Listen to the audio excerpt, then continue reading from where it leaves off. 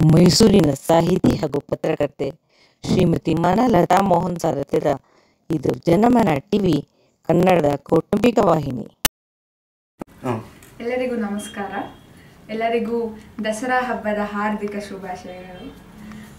ನನ್ನ ಹೆಸರು ನಯನ. ಇವರು ನನ್ನ ತಂದೆ ಬದರಿ ಅಂತ, ಇವರು ನನ್ನ ತಾಯಿ ಲತಾ ಅಂತ. ನಾವು ಅರವಿಂದ್ ನಗರದಲ್ಲಿ ಮನಸ್ವಿನಿ ಅಂತ ನಮ್ಮನೆ ನೈಬರ್. ನಾವು ಈ ಅರವಿಂದ್ ನಗರದಲ್ಲಿ ಇರೋದು. ಈ ಏರಿಯಾಗೆ ಬಂದು 4 ವರ್ಷ ಆಯಿತು.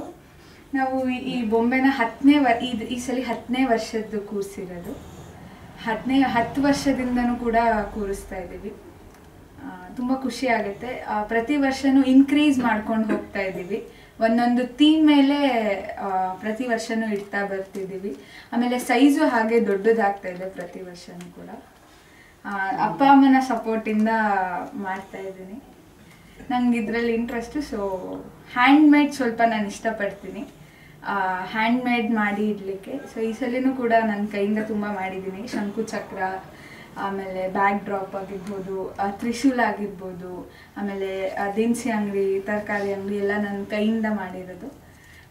ಹೊರಗಡೆನೂ ತರ್ತೀವಿ, ಬಟ್ ತರೋದಕ್ಕಿಂತ ನನಗೆ ಹ್ಯಾಂಡ್ಮೇಡ್ ಇಷ್ಟ ಆಗುತ್ತೆ. ಸೊ ಅದರಲ್ಲಿ ಮಾಡ್ತೀನಿ. ಅಪ್ಪ ಅಮ್ಮನ ಸಪೋರ್ಟಿಂದ, ಹಾಗೆ ನೈಬರ್ ಸಪೋರ್ಟು, ತಂದೆ ತಾಯಿನ ಆಶೀರ್ವಾದದಿಂದ, ದೇವರ ಆಶೀರ್ವಾದದಿಂದ ಇಷ್ಟು ಕೂರಿಸ್ತಾ ಇದ್ದೀನಿ. ಧನ್ಯವಾದಗಳು.